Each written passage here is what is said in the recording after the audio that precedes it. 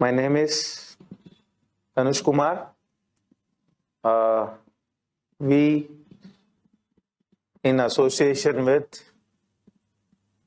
Virat Hindustan Sangam and also Udya News Karnataka,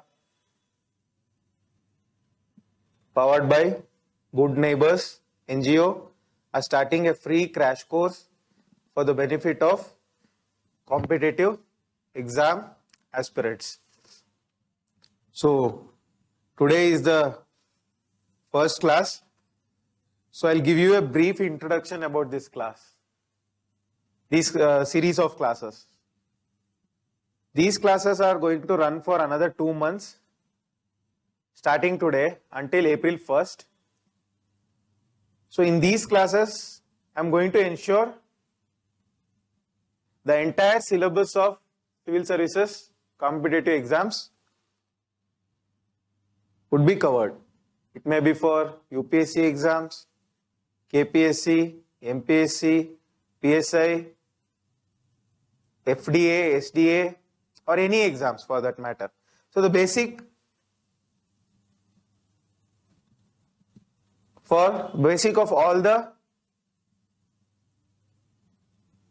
concepts, all the topics would be covered in these 2 months. So this is named as a free crash course for competitive exams by Virat Hindustan Sangam in association with Udya News Karnataka. This program is inspired by Dr. Subramanya Swamy. So with his noble intentions, he wanted to start this program for the benefit of aspirants from past 1 year. So today the time has come together for this auspicious moment for the beginning of the program. So you will get a motivation speech by Dr. Swamy shortly on this program. So I am the chief mentor of your program, chief mentor Dhanush Kumar.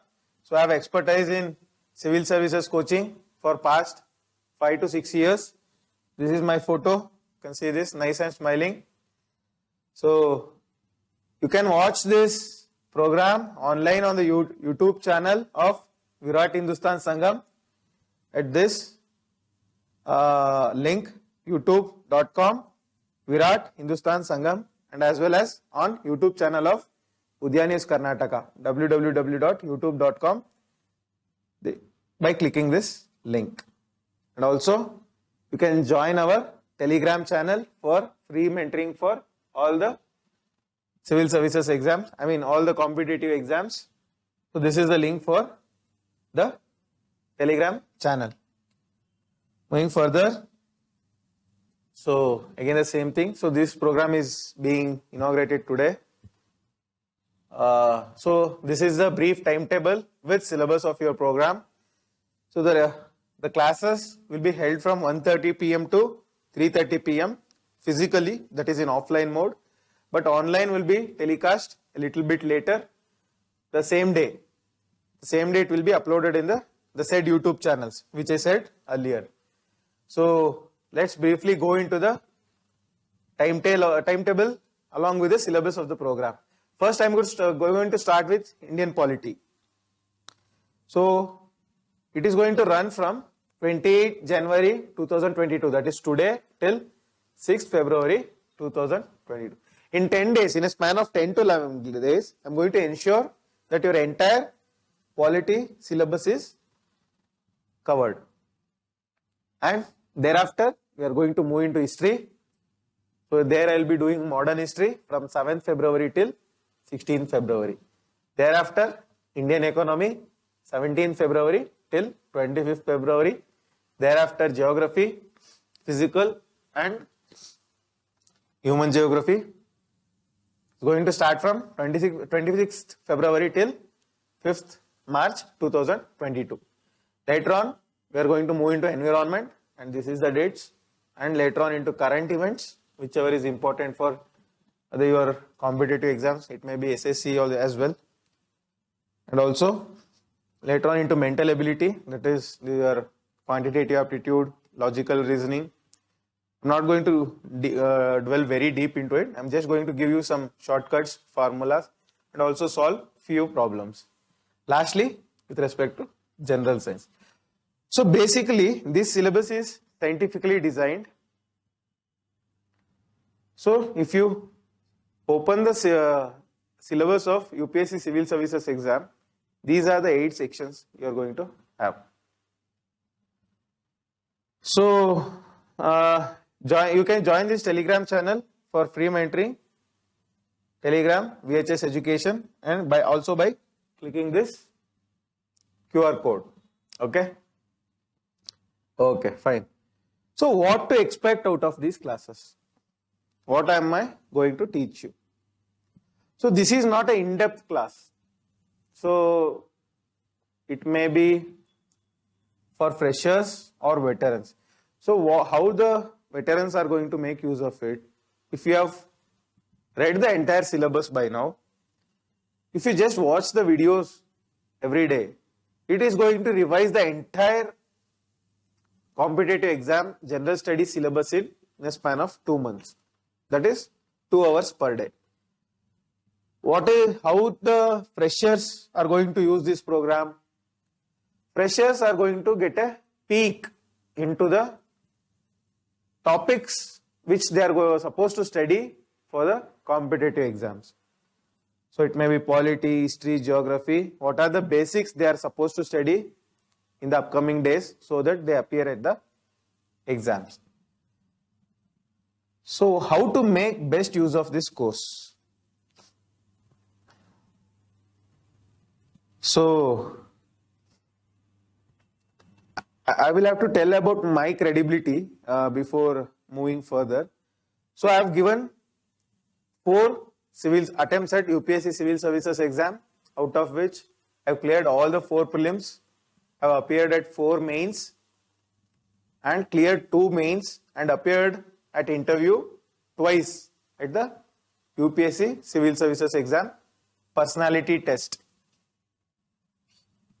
So that is my credibility and to teach you.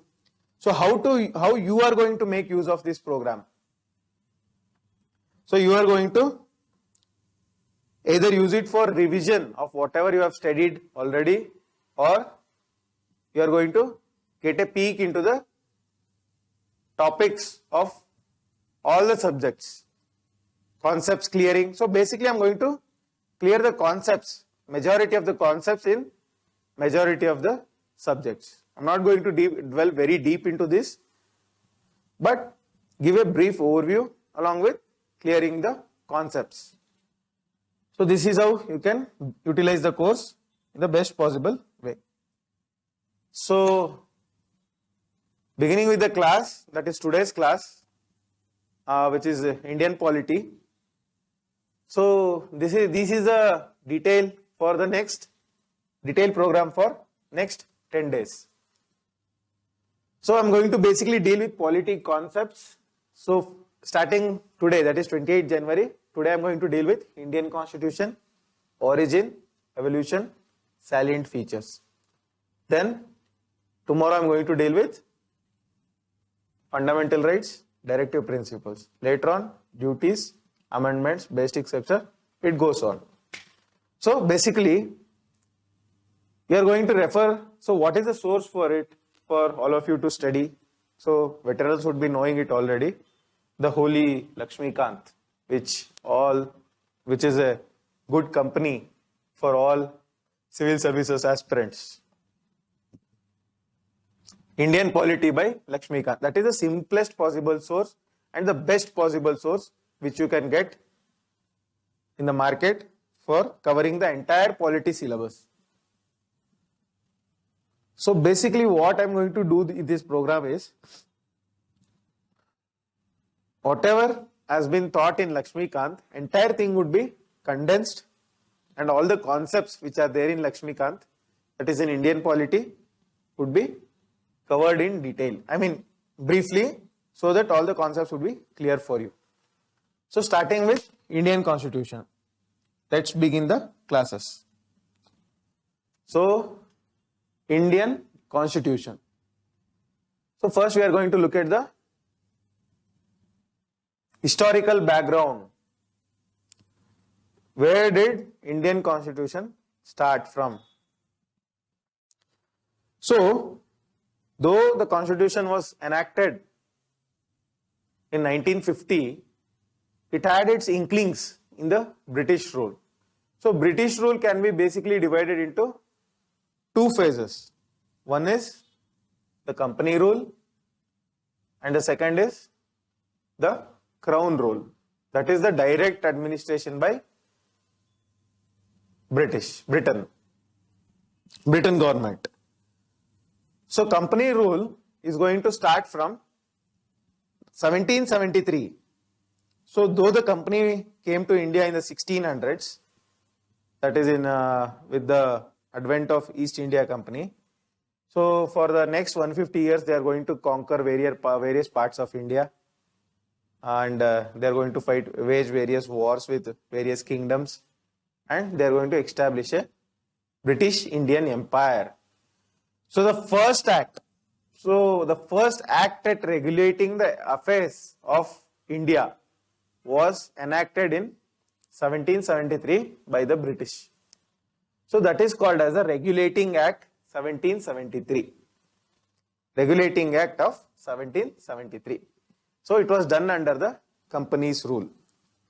So what are the features of this act? Basic features of this act. So Governor of Bengal was designated as Governor General of Bengal, and these governors of Bombay and Madras province were brought under the control of the Governor General of Bengal. And then, so there was a Supreme Court which was established in 1774, and it prohibited the servants of the company in engaging in private trade. These are the few of the provisions. So next we have Amending Act of 1781, and which is not so important from the perspective of competitive exams. Then the most important act is Pitt's India Act of 1784. So what are the important provisions of this Pitt's India Act? So it distinguishes between the commercial functions and the political functions of the company. So company was having political control over India. That is, they were ruling either directly or indirectly via the kings. That is the political control. So commercial control is what? The trade which they were doing, the revenues, land revenues they were getting from the Diwani rights. So all this is the commercial control. So these two were clearly divided in the Pitt's India Act. Along with this, there was a board of control and court of directors. So these court of directors were designated to manage the commercial affairs. Commercial affairs were managed by the court of directors, whereas board of control managed the political affairs. So both of these were divided. So after this you have the Act of 1786, which is not so important. Thereafter comes the Charter Act of 1793. That is also not very in-depthly required for competitive exams, but starting with the Charter Act 1813, the importance of regulating the affairs of India. So various interventions, various measures taken by the British for the welfare of citizens or the exploitation of the Indians. It starts basically from Charter Act of 1813. So here the trading provisions, trading monopoly which the East India Company had, since who granted the trading monopoly? Queen Elizabeth. She granted the trading monopoly. So that was abolished. So other companies were allowed to trade in India. So after that, over the company, the crown, British crown asserted its sovereignty, that the company is under the control of crown. So you are not an independent entity. So it also, peculiar thing about this act is it allowed 1 lakh rupees of sanction every year. 1 lakh of sanction for every year for the education of the natives. So educational reforms starts from 1813, Charter Act of 1813. So also the local governments were authorized to collect taxes. So these are few of the provisions. So moving on to the next important act, that is Charter Act of 1833. So here we have Governor of Bengal was designated as Governor General of India, and we have who was the first Governor General of India? It is William Bentinck. William Bentinck was the first Governor General of India. So there was Governor General of Bengal earlier. Who was the first Governor General of Bengal? It is Warren Hastings. So later on, Governor of Bombay and Madras were deprived of their legislative rights. So legislative rights, that is the power of making laws, is taken away from governors of Bengal and governors of Bombay and Madras, and given to Governor General of India, that is who was sitting at Bengal. After this, so this starts the trend of centralization, which peaks during which act? Okay, that is for you to find out. I will also tell later. So the commercial activities of the East India Company were ended by this act. So it purely remained a administrative political body from later on.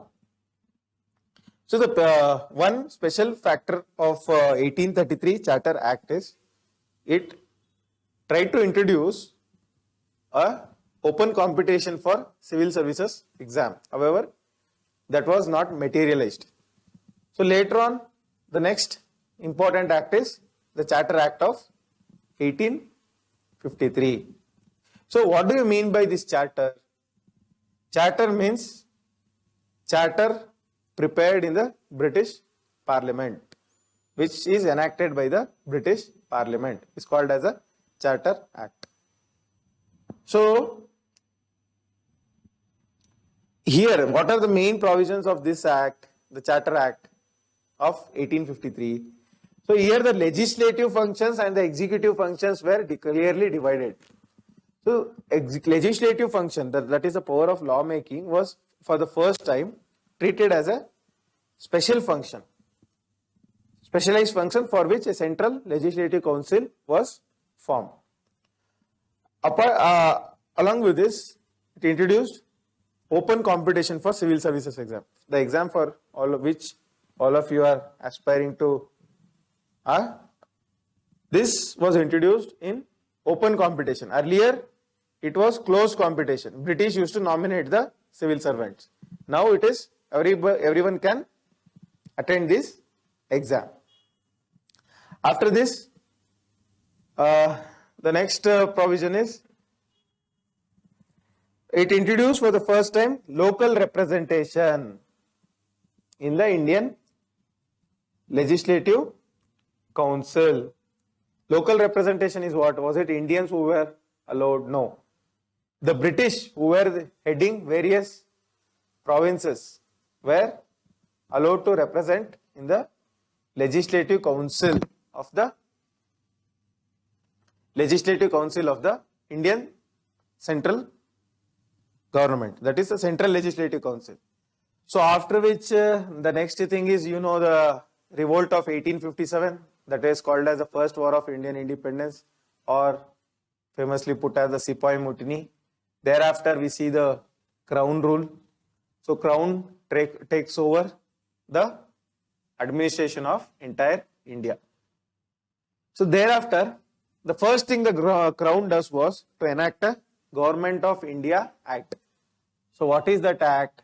It is called as Government of India Act of 1858. So this act is very important from the perspective of British control over India. So starting from here, till 1947. So it was, India was under the direct political control of Britain. So 1858, what act? What are the provisions? So it provided that India was to be governed by, in the name of Her Majesty, British Crown. In her name, India has to be administered. So the double government, that is Board of Control and Court of Directors, which was established by Pitt's India Act, was abolished. And office of Secretary of State, this office is very, very important. It plays a very significant role in Indian polity for the coming years to come after 1858. So this office was created. Who is the Secretary of State? He is a member of British Cabinet. And there was a council established to assist this British Secretary of State, and later on this council gets abolished in subsequent acts. We'll see that. So after that, most important act is Indian Councils Act. Please note the difference. The acts which were enacted till 1857 were noted as Charter Acts, whereas the acts which were enacted after 1858 are called as Councils Act. What is this Indian Councils Act? So we saw that in 1853 there was Central Legislative Council. That council reforms was being done by this Indian Councils Act. So the first act is 1861 Act. What did it do? So for the first time, Indians were made to be associated with the council. So these Indians were members of high royal families, that is Rajas and British supporters, majorly Zamindars. And what was seen in 1833 Act, where the power of centralization had peaked, this was sought to be reversed by the Act of 1861. So decentralization started. The legislative power of Bombay and Chennai, Madras, which was back then, was restored. So, and also certain new legislative councils, that is as in Northwest Frontier Province, were established.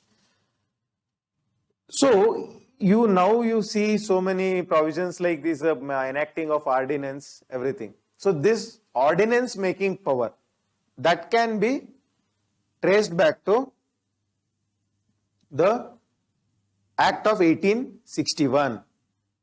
So 1861 Act made the provision for enacting the ordinance. Ordinance, I believe you know what is an ordinance. It's a form of instrument to enact law by the executive, bypassing the parliament, which has to be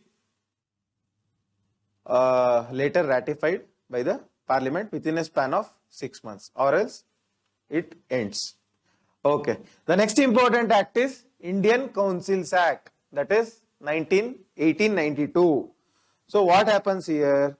So in the central and provincial legislative council, which was there since 1861, the strength of these councils were extended. So legislative council powers were also increased at both the levels. Some nomination of some members were allowed for the legislative council. It's not election, it is nomination. That is, the government used to nominate certain people to these legislative councils. These are the few important provisions. So next comes the Act of Indian Councils Act 1909. So what is the important provision? It is called as Morley-Minto reforms. Lord Morley was the Secretary of State. Lord Minto was the Viceroy. So what is the features of this act, this Morley-Minto reforms? So again the strength of the Legislative Council was once again increased at both central and state level. However, I already told you there was a provision of nominating the non-officials. However, so the official majority was ensured even in this, and also deliberative functions like asking supplementary questions. You know, now we have the provision of asking questions in the parliament. So earlier, before this act, there was no provision of asking supplementary questions. So, which was especially on budget, which was now allowed. After this, so Indians were first time allowed to get associated with the Viceroy's Executive Council. So first, who is the first member who got into the Viceroy's Executive Council? It is S.P. Sinha. Not as in a movies, but as Satyendra Prasad Sinha. His name is Satyendra Prasad Sinha. So communal representation. This is the most important point of this act. What you saw as the partition in 1947 as its origin here. So communal representation, that is separate electorate for the Muslim community. That is, what is separate electorate? Only Muslims are going to vote for the members who are going to contest, and only Muslims are going to contest in those constituencies. So this is what meant by separate electorate, which is the most important provision of this act. Next comes the Government of India Act of 1919. So what happens in this act? So this act makes a provision for decentralization. I mean, provincial subjects and central subjects were totally divided. So what we see as union list and state list and concurrent list today as its origin in the 1919 Act. So central and provincial legislatures, the respective lists were divided. And at the provincial level, there was a division again at the level of the executive and legislature, as in reserved subjects and transferred subjects. So transferred subjects were to be administered by governor on the advice of the popular ministers, responsible ministers, whereas reserved subjects were at the discretion of the governor. So moving further, it introduced bicameralism at Indian central legislature. What you see as Lok Sabha and Rajya Sabha, that is your upper house and lower house, as its provision again in the Act of 1919. So in this way, this act becomes one of the most important acts. So 1919 Act gave way for formation of lower house and upper house, that is bicameralism. Then comes the provision of, so executive council was expanded. The number of members in the executive council was expanded, and communal electorate, which was extended to Muslims in 1909, was extended to Christians, Sikhs, and for the first time the power of voting, the provision of voting was allowed for the citizens, but voting was very limited. So based on property, the amount of tax or education, voting was allowed. So it also, whatever the commissions, State Service Commission or the Central Service Commission, Public Service Commission, that is the UPSC. So this act had the provision for establishing the Public Service Commission. So after this, to review this act in 1927, we have 1927 and 28, we have the arrival of Lord Simon Commission, who takes views from various quarters of the Indian society, meets various people and checks how the Act of 1919 is working and submits a report to the British Parliament. So what happens after this? We see the round table conferences occurring in England. Round table, how many conferences happen? 3 conferences, RTC 1, RTC 2, RTC 3. 1930, 1931, 1932, 3 years. So Congress attends only RTC 2, headed by Sri Mahatma Gandhi. Next comes, so here we have a communal award, which is the most important thing. What happens in this communal award in 1932? So British Prime Minister Ramsay MacDonald allows separate representation for Indian Dalits. So the separate electorate, which was extended to Muslims, Sikhs, Christians earlier, is now also extended to Dalits. So after which Mahatma Gandhi opposes this, and there was a agreement between Dr. B.R. Ambedkar and Mahatma Gandhi under the Pune Act and Pune Pact, sorry. So they agree for reservation of seats rather than separate electorates. So moving further, we have Government of India Act. So this is the most important act when it comes to making of the constitution. So what we see, India as a federation has its origin in this act. So it has provision for federal subjects and provincial subjects.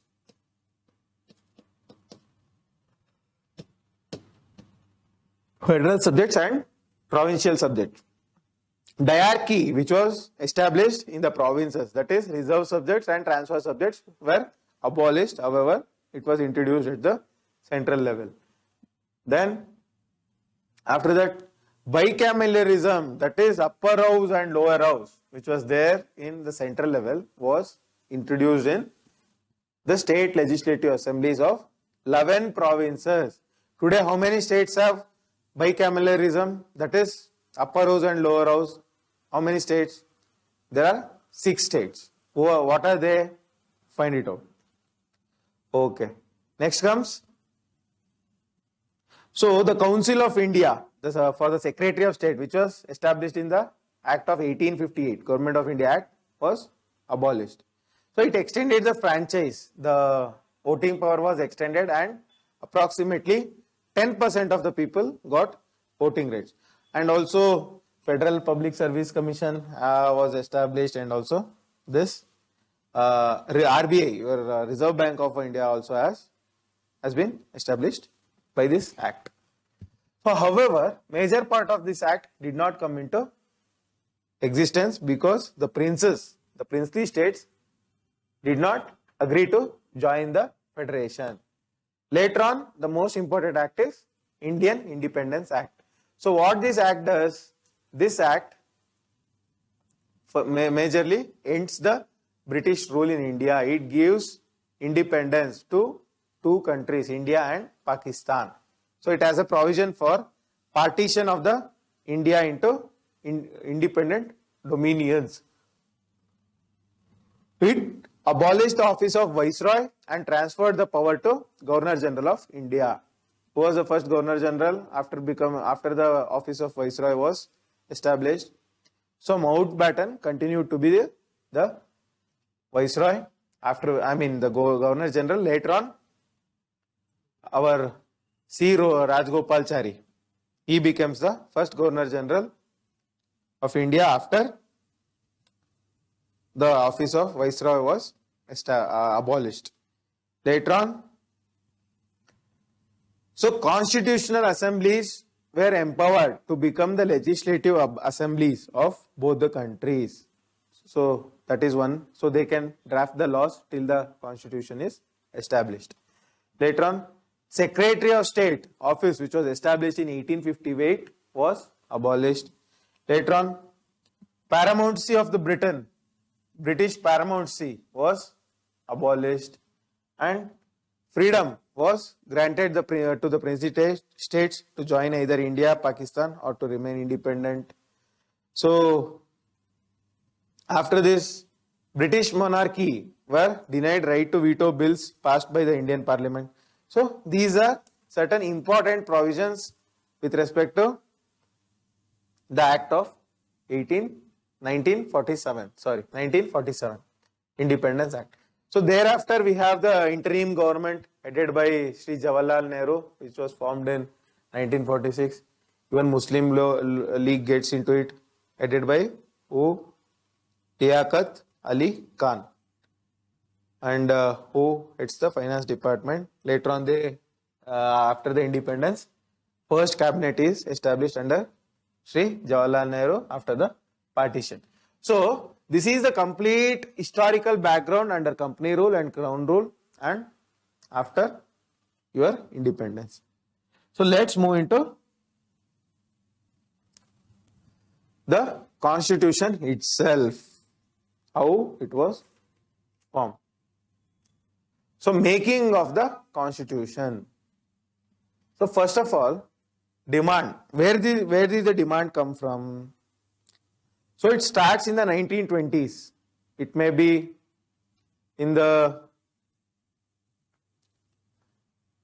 by this Nehru report. Before the Nehru report, both the Jawaharlal Nehru and Sardar Vallabhbhai Patel asked for a constitutional assembly, and Nehru report was the first try at forming a constitution. So basically, even this communist headed by M.N. Roy also asked for constitutional assembly. So the first inkling of a constitutional assembly was given by, the provision to establish was accepted first by Cripps proposal, August offer, Cripps proposal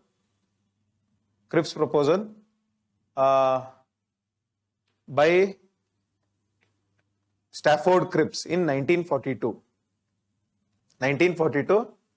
Stafford Cripps. So later on, cabinet mission comes in 1946.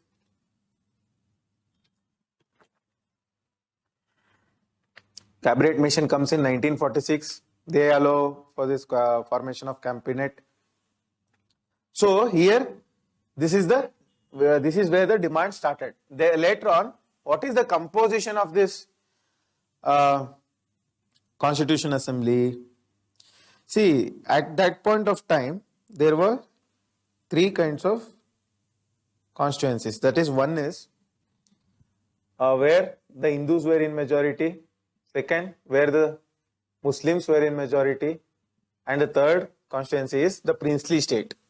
So all of them had to be represented in the Constitution Assembly. So before independence, even Muslim League had representation in the Constitution Assembly.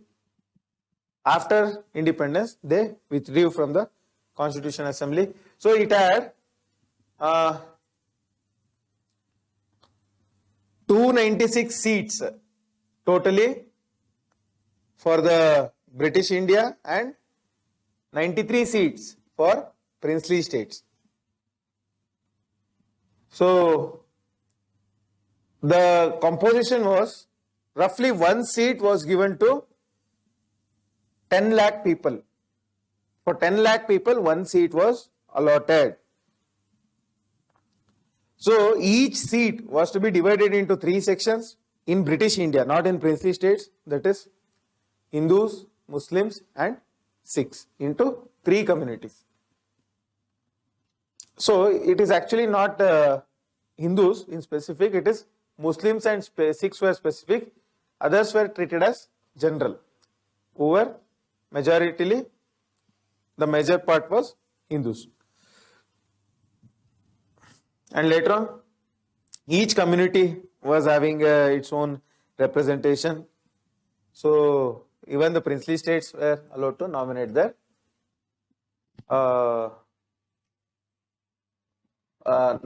candidates to the Constitution Assembly.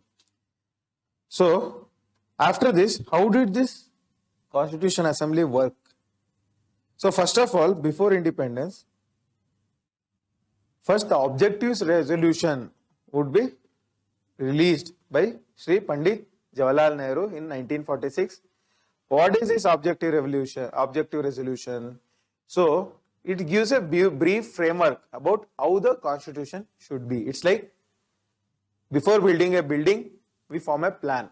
Likewise, before forming the constitution, this objective resolution is a blueprint as to how the constitution of India, free India, should be. So that is the objectives resolution. It was given in 1946 by Jawaharlal Nehru. So what does it say? So it says the resolve of India to remain a sovereign country, not to be ruled by anyone. And it takes into account all the constituencies, that is princely states, Muslim majority provinces and Hindu majority provinces. So what does it say? So it says the power of the representatives would be derived from the whom? People of India. The constitution derives its power from the people of India. And it says justice, equality, liberty would be guaranteed to the people of India. So adequate safeguards would be given for minorities, tribals and other such sections. After this, it says, it basically has a brief idea about what kind of country India should aspire for, being such an ancient country with such rich cultural heritage. What kind of a country should India have? It's like they have aims and aspirations. What should India be?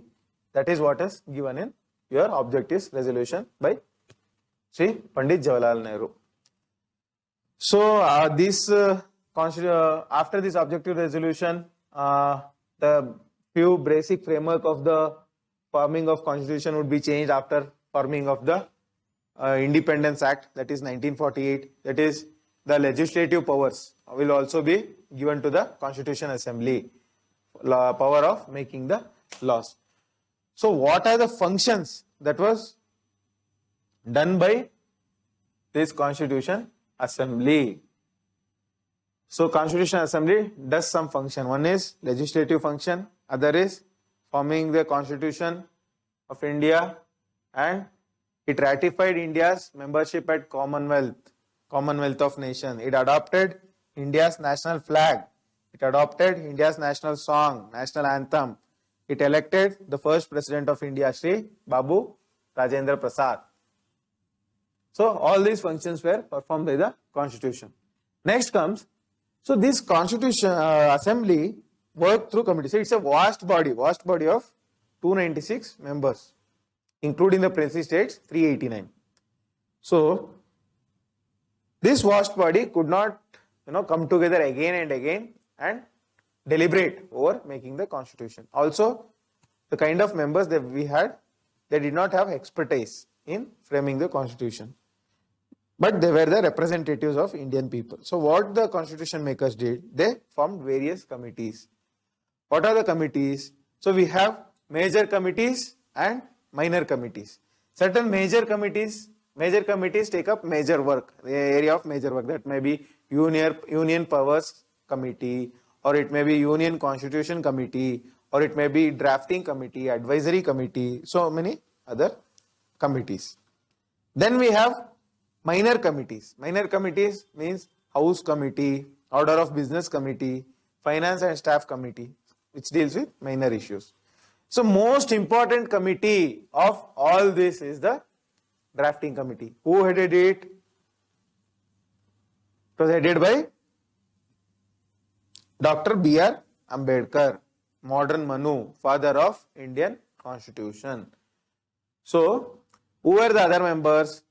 The other members were N. Gopal Swami Iyengar, Alladi Krishna Swami Iyer, Dr. K. M. Munshi, Syed Muhammad Sadullah, and we had N. Madhav Rao and T. T. Krishnamachari. So, we basically have the composition of Hindus, Muslims, North Indians, South Indians, Dalits, upper caste, lower caste, everyone in the drafting committee as well as in the Constitution Assembly. So, moving further, Enactment of the Constitution. When was the so we celebrated yesterday, day before yesterday, we celebrated the Republic Day, 26th of January. But that was not the day of enactment. Enactment was done on. So we celebrate recent from past few years. After 2014, we are celebrating Constitution Day. What is the Indian Constitution Day? It is 26th of November 1949. So on this day, the Constitution was finalized and enacted. Few provisions of the Constitution were enacted on this day itself. That is 26th November 1949. The provisions were like Preamble, articles, certain articles, fundamental rights and everything. However, major part of the Constitution was enforced after January 26, 1950. That is the day when the Constitution was commenced into operation. So that is when the Constitution was enforced in the democratic polity of India, Indian Republic. So after this Constitution Committee has lot of criticism by various experts. So they say this was not a representative body, only the upper classes were, or the richer sections were having control over this body. Next criticism is this is not a sovereign body, it was enacted by the British. The third criticism is it is, so you know USA Constitution was formed in how many days? 4 months. Indian Constitution more than 4 years. So it was, all the members were by, the another criticism is it's a Congress Constitution. All the members were by Congress. No other major representation. And most of the members were lawyers. So another criticism is domination of Hindus. So these are certain the criticism of the Constitution. So we have a Hindi text of Constitution which was enacted later on by Amendment Act of 1987. This Hindi text was has the same authority as the English text. So it is having the same authority and enforceability as the English text of the Constitution. So what are the salient features of our Constitution? So in the Constitution, certain facts you can listen to. So we had representation of all the communities, all the parties, all the areas, provinces, and so basically it was a multi-representative body. So what are the salient, next part is what are the salient features of the Constitution. So salient feature is Indian Constitution is the lengthiest written constitution in the world.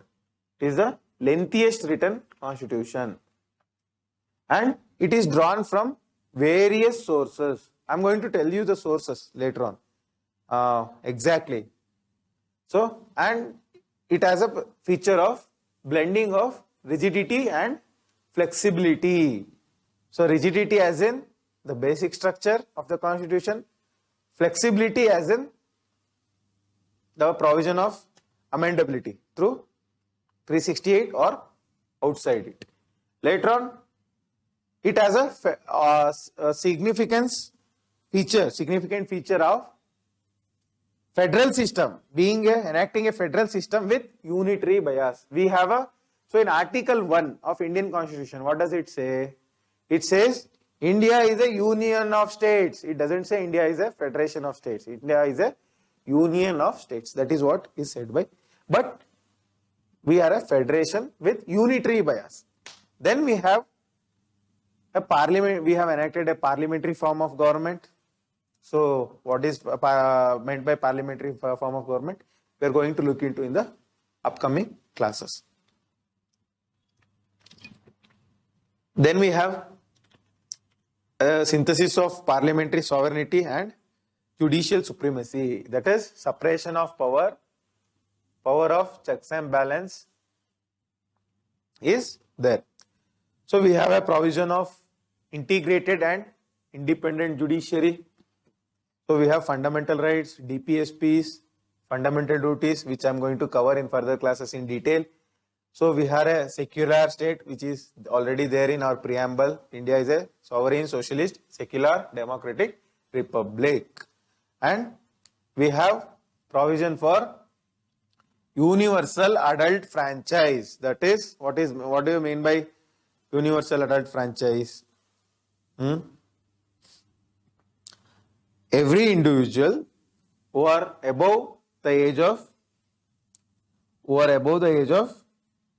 what is the legal age for voting? 18 years.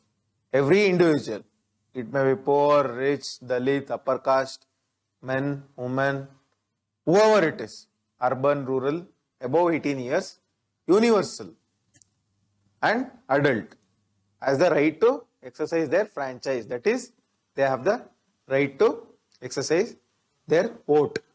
So earlier, the voting age was 21 years, which was later reduced to 18 years. So this was done by the 61st Constitution Amendment in 1988. Okay. So I already said fundamental rights, fundamental duties and directive principles of state policy. What do you mean by that? So these are certain things which form the core of the Constitution. Fundamental rights means these are the basic rights which the Constitution gives the Indian citizens, as well as the certain provisions for also for the foreigners. Fundamental duties, duties for Indians. Directive principles, directs the state to have involve certain principles, use certain principles in its day-to-day administration, as well as enacting of laws. Then we have the provision of single citizenship. So USA has double citizenship, but India has the provision of single citizenship. Next, we have provision for independent bodies. What are the independent bodies? CAG, UPSC, Election Commission these are few of the independent bodies. And we have one of the few democratic constitutions in the world to have emergency provisions within the constitution. Then we have a three-tier government. What is three-tier government? Central government, state government, then local government, that is Panchayat Raj and municipalities, at district and village level. Then comes, we have also provision for cooperative societies. So apart from this, certain criticism about the features of the constitution is also there. What are the criticism? They also say, we can include it in the criticism there itself. Indian constitution is a borrowed constitution. So Ambedkar ji says, Indian constitution was formed after ransacking all the constitutions of the world. So it has borrowed good provisions of all the constitutions. So it is also, we have the provision for, we call this constitution as a carbon copy of 1935 Act. That is copy of 1935 Government of India Act. So this act is also called as un-Indian because it was this constitution, because we are taken it from everywhere and also influenced by the British acts. And un-Gandhian constitution, who says this?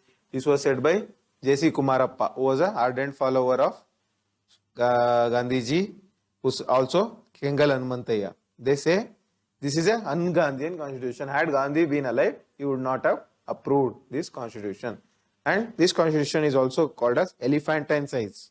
That is very big. 395 plus articles, 12 schedules, 22 parts, so much big size. So, and it also said paradise of lawyers. Only lawyers have done this, no other section of society. Okay, these are the, so How many parts that Indian Constitution has? It has got 12 parts. How many articles? 395 plus articles. And we have how many schedules? We have 12 schedules. And as I earlier said, I'm going to tell the sources from where Indian Constitution is borrowed from. So, the first major source is Government of India Act 1935, from which we have borrowed the federal scheme, judiciary, public service commission and other things. So, from British government, British Constitution, what have we borrowed? We have borrowed parliamentary form of government, rule of law, that is right to equality, and also citizenship, that is single citizenship, cabinet form of government. Cabinet form of government is also taken from British, the parliament, British Constitution, bicameralism. Then from US Constitution, what have we borrowed? We have borrowed fundamental rights, independence of judiciary, rigidity in the amendment of the Constitution, judicial review, and removal of Supreme Court and High Court judges. This is taken from US Constitution. This is very important. What provisions is taken from which Constitution? They are going to ask direct question in prelims as well as in various competitive exams. Next comes Irish Constitution. Your DPSP, Directive Principles of State Policy, is largely taken from Irish Constitution, which in turn takes it from some other constitution of some other country. So, we nominate 12 people to Rajya Sabha, right? Who have expertise in arts, social service and so many other things. So, that is taken from Irish Constitution.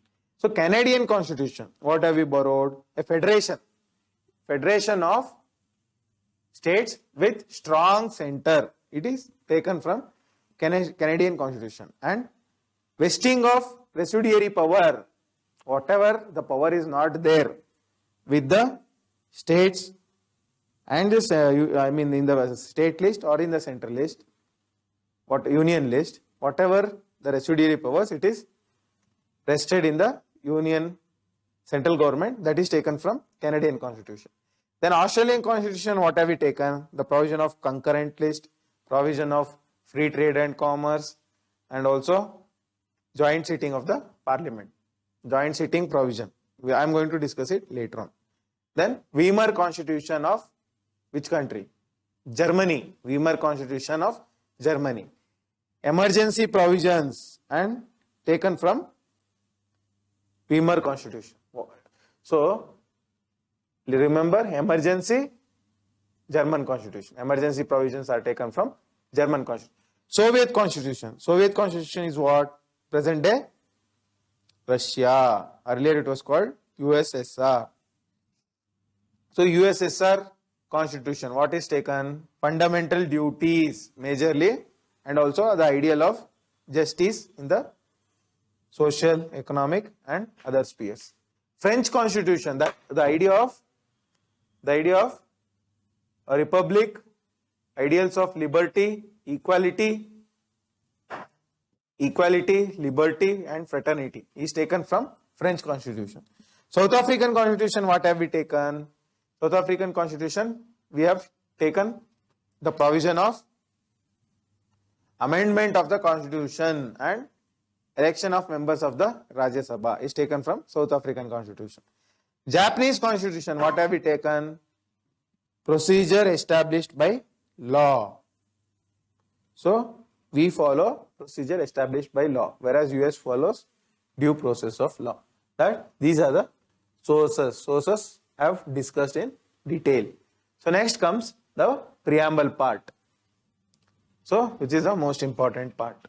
So, for your benefit, I have included the Indian preamble, in picture of Indian preamble. So, this is a picture of Indian preamble. What does it say? The text say, we, the people of India, having solemnly resolved to constitute India into a sovereign, socialist, secular, democratic republic and to secure to all its citizens justice, social, economic, political, liberty of thought, expression, belief, faith and worship, equality of status and opportunity, and to promote among them all fraternity, assuring the dignity of individual and the unity and integrity of the nation.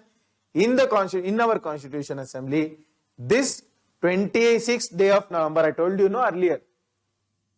So this is the day of enactment of Constitution. So this is what is called as Constitution Day today. 26th is the enforcement. Do hereby adopt, enact and give to ourselves this beautiful Constitution. So beautiful is not mentioned. I just said it because of the out of love for the Constitution. So this is the exact pictures which is printed in the Indian Constitution. So this West Bengal art school, Nandalal Bose, whoever were there, the artists, Abanindranath Tagore, Nandalal Bose. So these people, these artists were involved in designing the diagram, I mean the figures for preamble as well as the Constitution. So this is the exact picture of the preamble. So I have discussed the text. Now let us move. So what are the ingredients? The ingredients of the Constitution, it says, first of all, the preamble says, where we derive the power from. We derive it from people of India. Second is the source of authority. Nature of Indian state. What is the nature? Sovereign, socialist, secular, democratic republic. That is the nature of Indian state. Then objectives of the Constitution. These are the objectives. So later on it says date of enactment. Adoption of the Constitution. So this is the date of adoption of the Constitution. So next comes, what are the keywords in the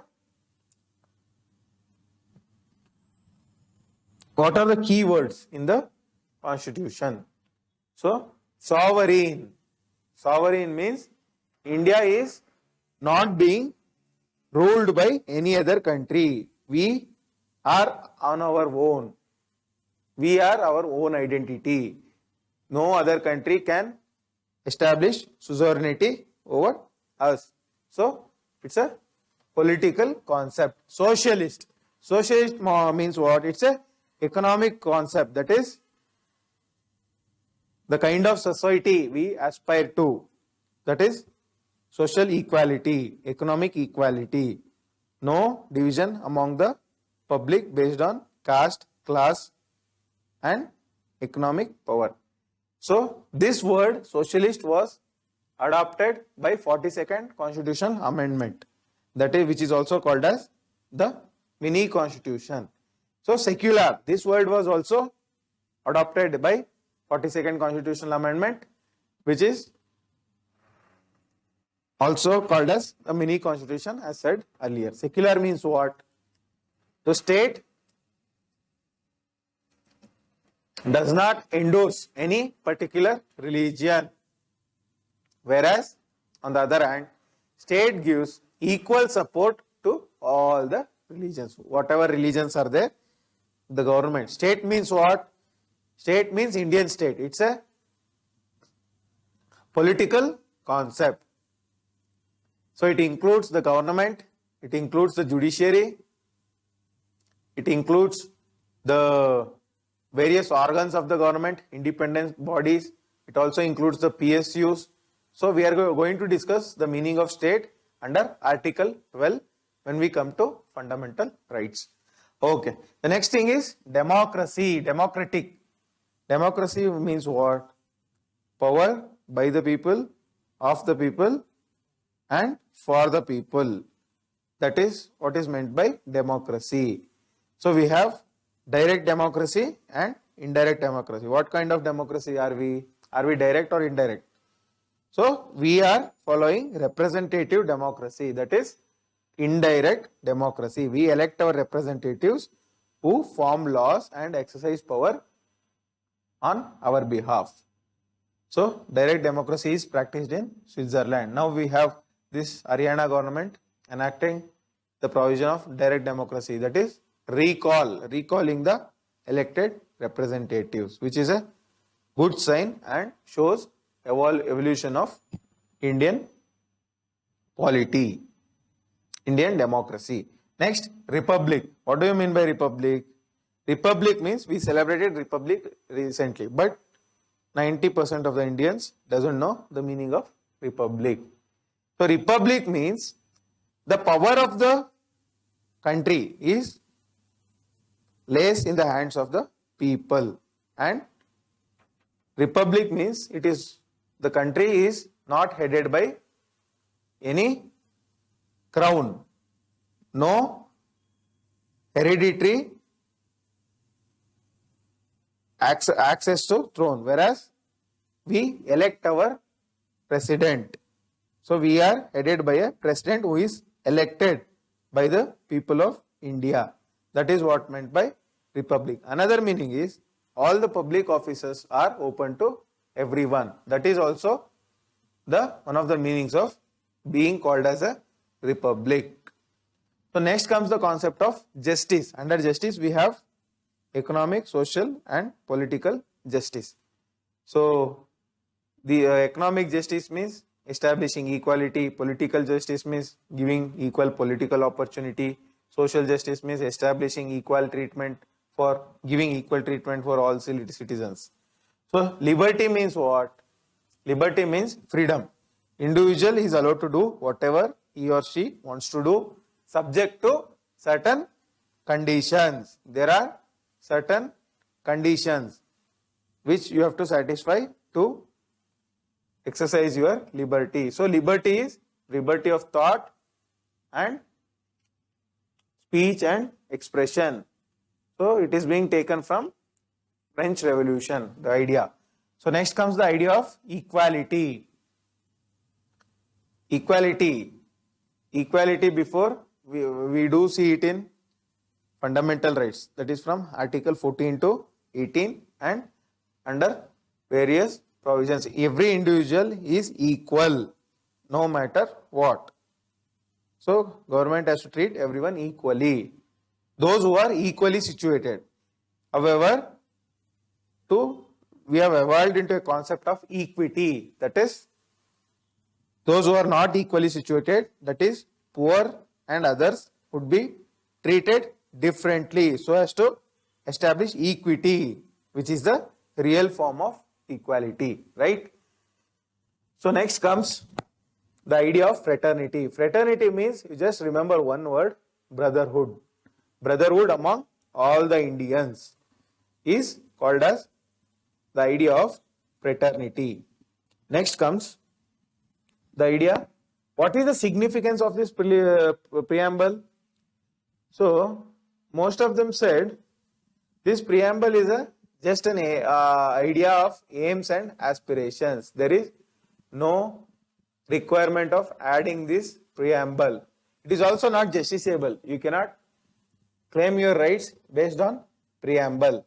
Also, many members of the Constitution Assembly were against including this preamble. However, some members said it acts as an identity card of the Constitution. Some members said it acts as a content part of the Constitution and various other things. Whereas later on came the question of status of the preamble. What is the status of this preamble? Whether it is a part of Constitution or it is not a part of Constitution. So in Berubari Union case, the Supreme Court held that preamble is not a part of Constitution. However, in the famous Keshwananda Bharati case, that is 1973, 24th April, which happens to be whose birthday? Sachin Tendulkar's birthday. On that day, so Keshwananda Bharati ji, who is a seer in Kerala, passed away recently in 2020. So you can expect a question this year on Sri Keshwananda Bharati case. So 1973 case, what did the Supreme Court say? Preamble is a part of Constitution, overruling its earlier ruling in Berubari Union case. So coming to amendability, that is whether preamble can be amended. So starting in Berubari Union, they said it can't be amended. Later on, they said in Keshwananda it can be amended. However, now it stands that it can be amended. There was already an amendment done by adding the idea of socialist and secular in, by which amendment? 42nd Amendment. Next comes the concept of union and its territory. That is, India as a, earlier I told, Article 1 says, India as a union of states. We are not a federation of states. We are a union of states. So there was various debates in the Constitutional Assembly whether we should form it a federation of states or union of states. So this union can be classified into three areas. One is territories of the states, that is individual state, that is state of Karnataka, Tamil Nadu, Andhra Pradesh, these states. And we have union territories which are centrally ruled by the government, central government, and we have the territories that may be acquired, by the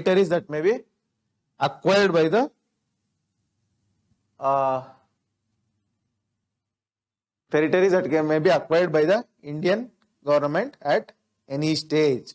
Any stage we can acquire certain territories. So that is there in Article 1. There are three types of states. One is the states of the Indian polity. Second is the states, that is the union territories. Third is the territories which the government of India can acquire at any time. We have acquired certain territories. For example, the Bangladesh land boundary agreement. We gave certain territories and we also took some territories from Bangladesh. So next comes reorganization of states. So here there are two provisions. One is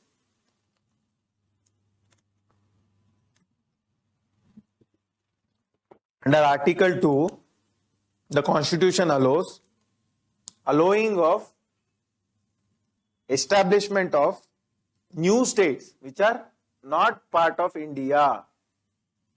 That is, it can be done in two ways. That is, first is admitting the new states into India and the power to establish new states.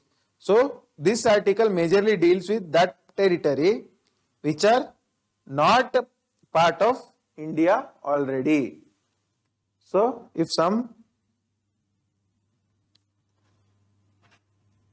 territory is not part of India, if you admit it into the territory of India, for example, Sikkim was admitted in this fashion into the territory of India. It can be done by Article 2. So there was also an article called Article 2A, which was later abolished. It was with respect to Sikkim. Next comes the Article 3, which is power of reorganization of states. How to reorganize the existing states within the territory of India. Which was the latest state which was reorganized? So Jammu and Kashmir was reorganized into two union territories. Before that, Andhra Pradesh was reorganized in 2012 into state of Telangana and state of Andhra Pradesh. So that was done by Article 3. So what is the procedure? So under Article 3, there are many provisions. So few of the provisions I am going to read out. First is formation of a new state. A new state can be formed by separation of a territory from any state. Any state, you take a new territory and form a new state. Just like how they did it in the case of Andhra Pradesh. Increase the area of any state. You can increase any area of any state. Diminish the area of any state. Alter the boundary of any state. And also alter the name of any state.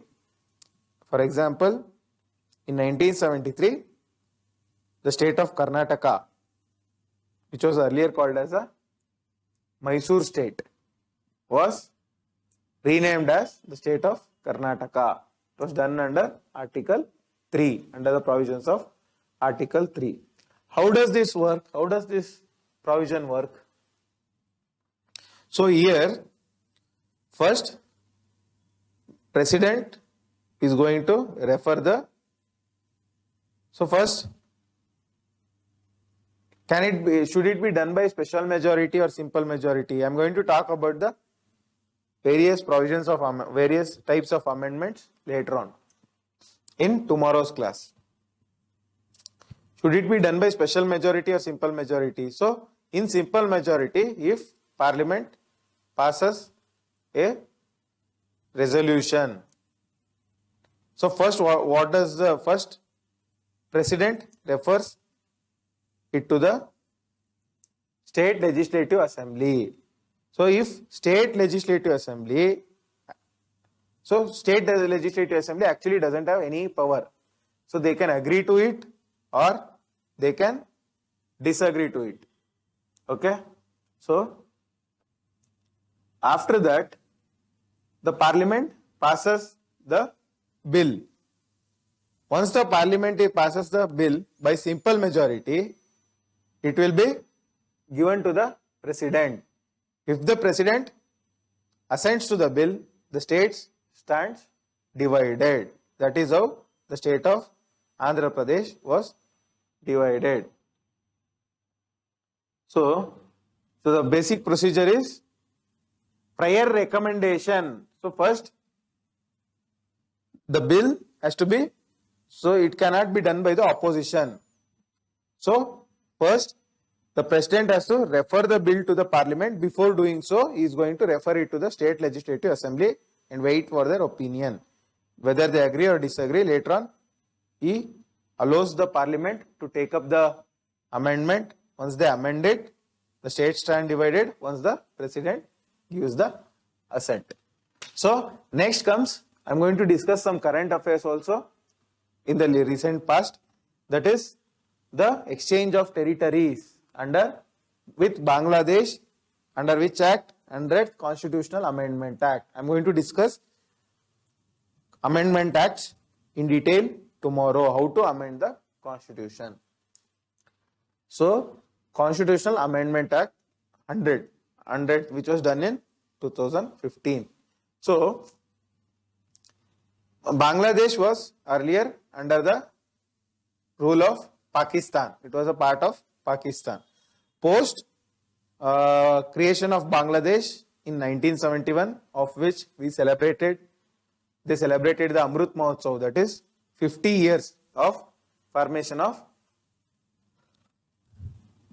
50 years of formation of Bangladesh. After they celebrated it, so this exchange of boundaries, it dates back to 1974. Then only the agreement between India and Bangladesh had taken place to settle the boundary between.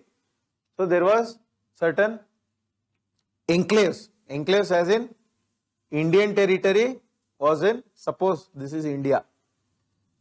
I mean, this is India, this is Bangladesh. Certain Indian territories used to be in Bangladesh and certain Bangladesh territories used to be in India. So, and also apart from this, there were certain part of the boundary which was not demarcated. So, all these issues were sought to be resolved via the land boundary agreement.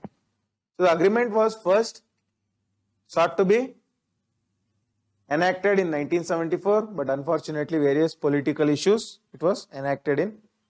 So, India gained how many hectares of land? Some 50 odd hectares of thousands of hectares, and they So, India gained some 50 odd enclaves. So, these are called enclaves. Indian enclave, Bangladesh enclave. So India gained some 50 odd enclaves, some 47, around some 47 or something, whereas Bangladesh gained 111 enclaves from India, and also some 6 kilometers of boundary which was not demarcated was demarcated by the 100th Amendment Act. So next we come to the concept of emergence of new states. Emergence of new states. What are the new states that has emerged? So first we are going to discuss evolution, how the states were at independence. During independence, once the British left, after this, first you have to go back to the cabinet mission plan. So cabinet mission plan divides the states into 4 groups. Into 3 things. One is Hindu majority, Muslim majority, and Sikh majority. Sikh, Muslim, and general, along with princely states.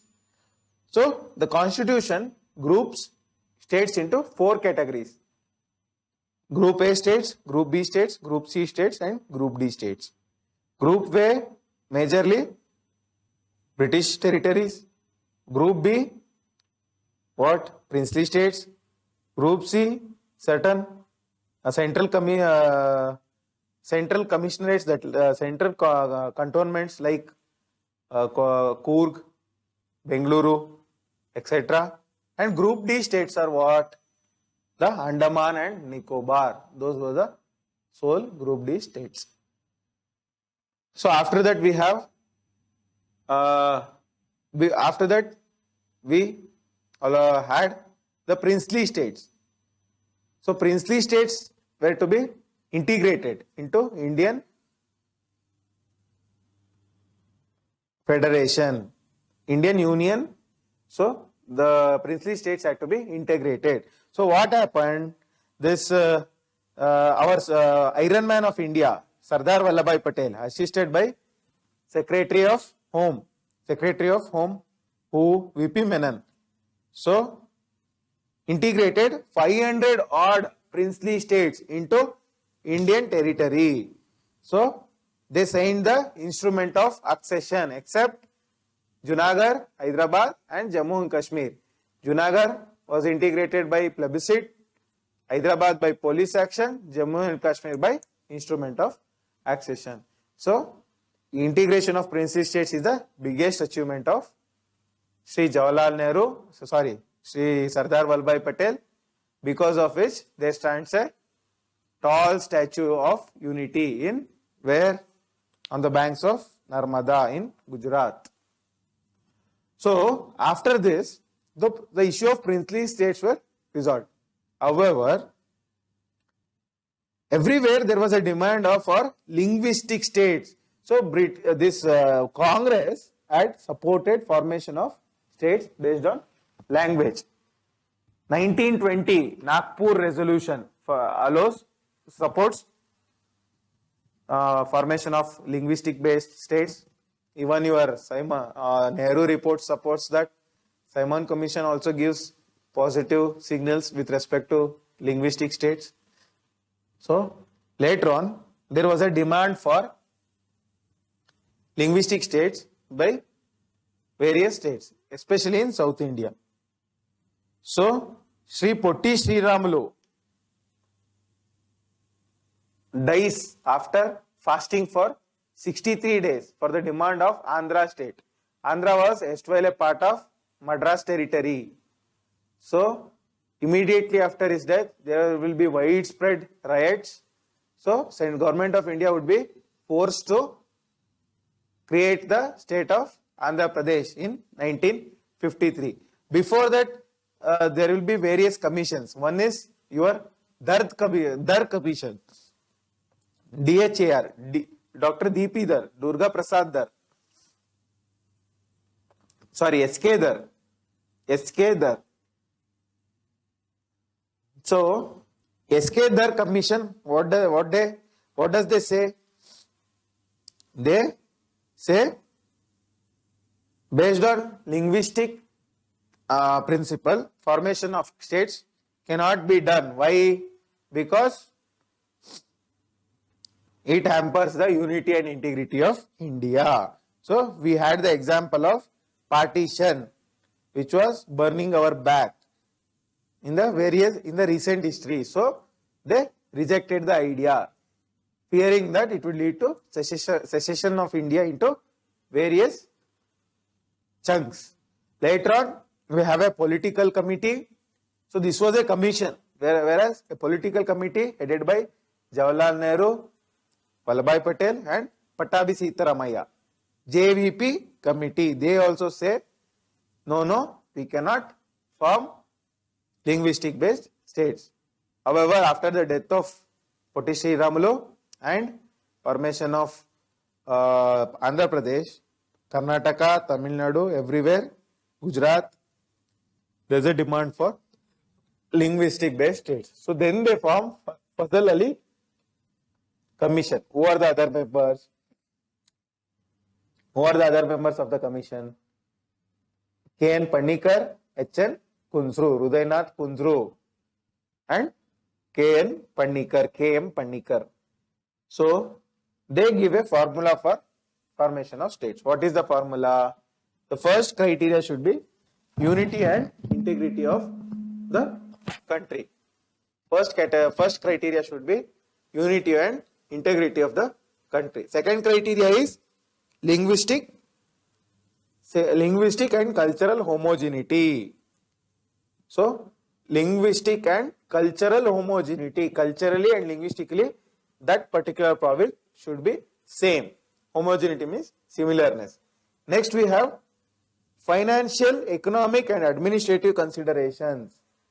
So certain part of the states should not be poor and other part shouldn't be rich. So there should be equality in distribution and economic and administrative also. So there should be an administrative homogeneity should also be there. That is the third criteria. The fourth criteria is planning for the promotion of the welfare of the people in each state. Each state planning for the promotion of welfare of the people. Welfare of the people is the fourth criteria. So after this, the States Reorganization Act is enacted by 1956. In 1956, and there was formation of 14 states and 6 union territories in 1956. But does it end there? Various commissions is done. 1956 Act is done. So does it end there? No. There is a demand for emergence of new states. So first we see Maharashtra and Gujarat. There is a demand for from Gujaratis to form a new state of Gujarat. So Gujarat was formed in which year? In the year of 1960. And we have Dadra and Nagar Haveli and Goa, Daman and Diu, which were under the rule of Portuguese, right? So in Operation Polo, which operation was Goa liberated?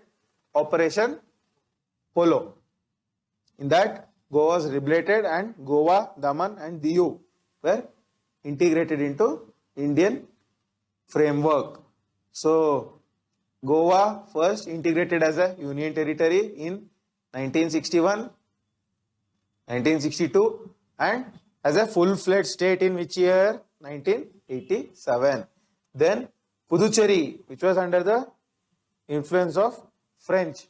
So French are comparatively good people compared to Portuguese. Portuguese, we had to take a police action, whereas French handed over the territory all by themselves and left India.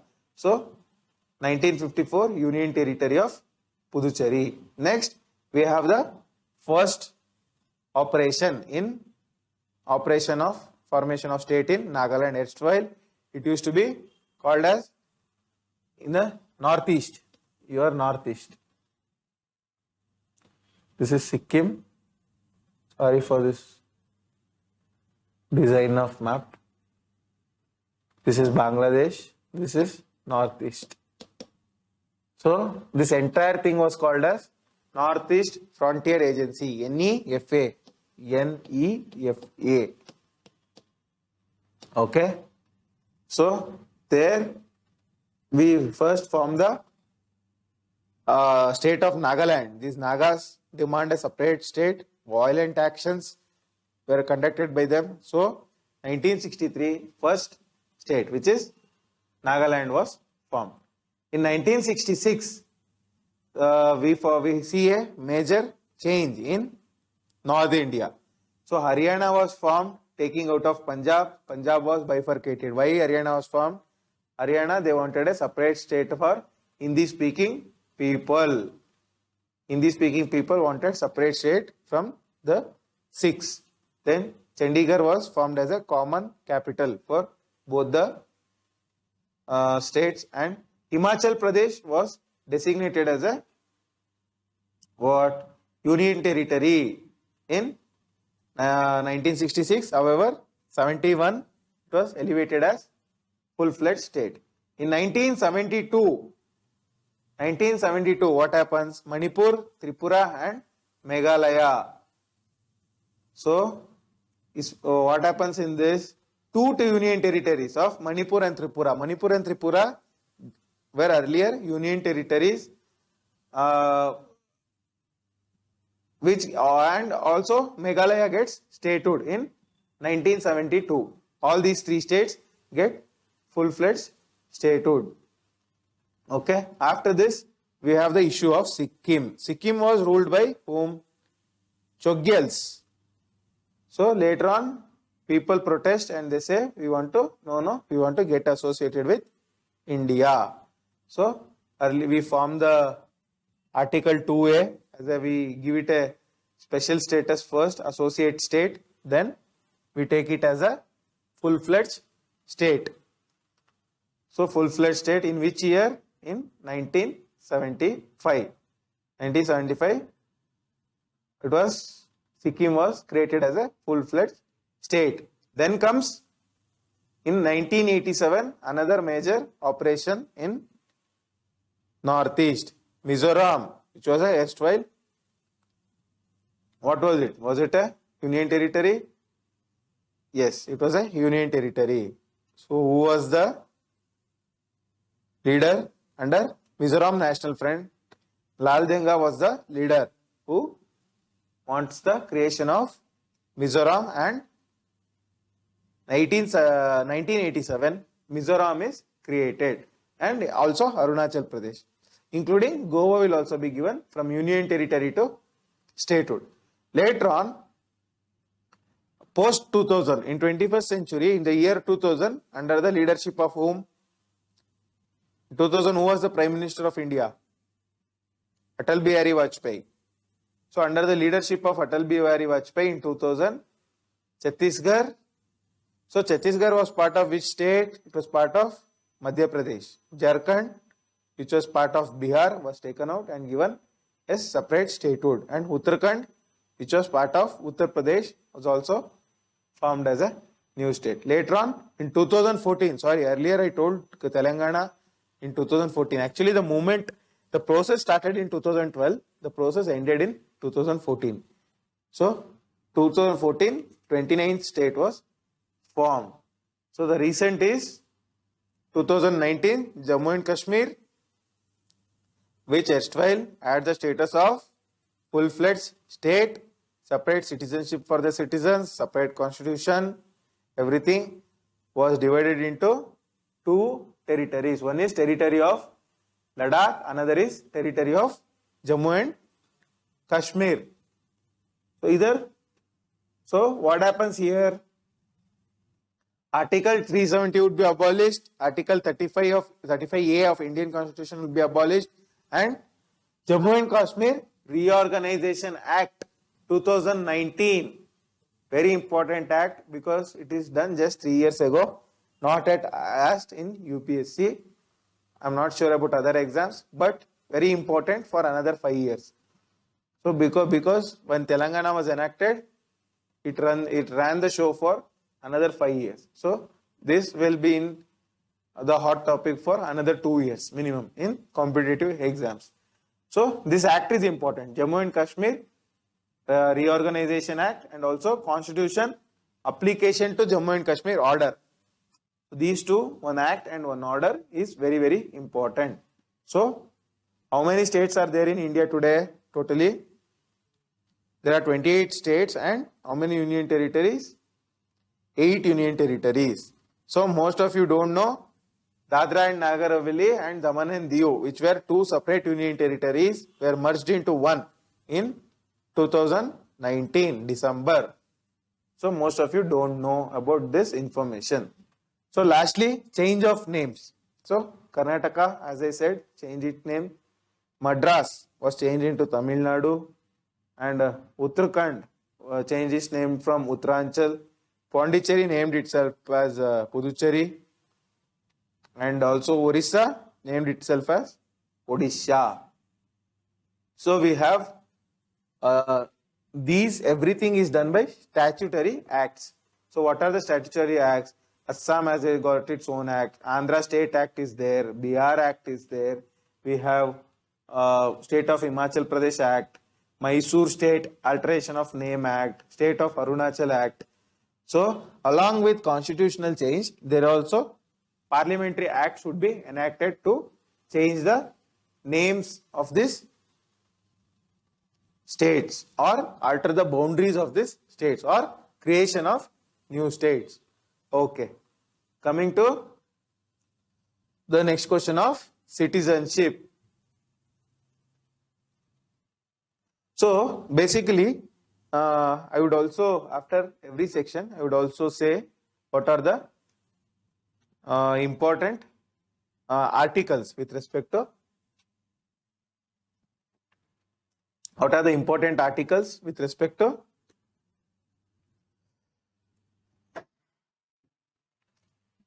each section. So in this section we have Article 1, Article 2, Article 2A, which is already repealed, on Article 3 and Article 4. I already told what is Article 1, Article 2, Article 3 and Article 4 is laws made under Article 2 and 3, which is not an important article. So it's not, Article 4 is not so important. 1, 2 is also not so important. 1 and 3 are very, very important. 2 is of average importance. Next comes the question of citizenship. So what do you mean by citizenship? Today we have so many stateless people, refugees, Rohingyas we have, Syrian refugees we have, Palestinian refugees we have, and also we have refugees of which state? From African countries we have refugees. So there are so many refugees, and there are also refugee convention is being brought up, and also India signed this refugee convention 1951. No, India is not a signatory of refugee convention. So though we have signed it, we have not ratified it. So it is not in force. What do you mean by citizenship? So you are a part of a political entity called country. So that country recognizes you as its own by providing citizenship. How do you exercise a citizenship? By electing your representatives, by demanding of rights, by respecting the laws of the nation, by respecting the national symbols, by following the rules and regulations, by paying taxes. So all this are the essential characteristics of being a good citizen. So the Constitution provides certain privileges for its. So I already told what is a citizen. So opposite of citizen is being a alien from other state, not from other planet, from other state. So here what happens? The Constitution gives certain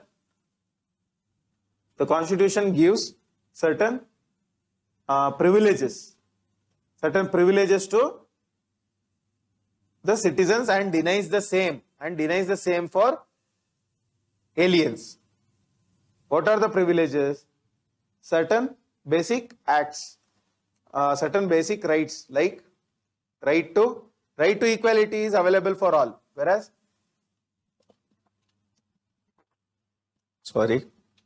right against discrimination, Article 15, right against discrimination is not available to all, whereas so I am going to discuss this, what is available for Indians and what is not available for Indians in the next class under fundamental rights.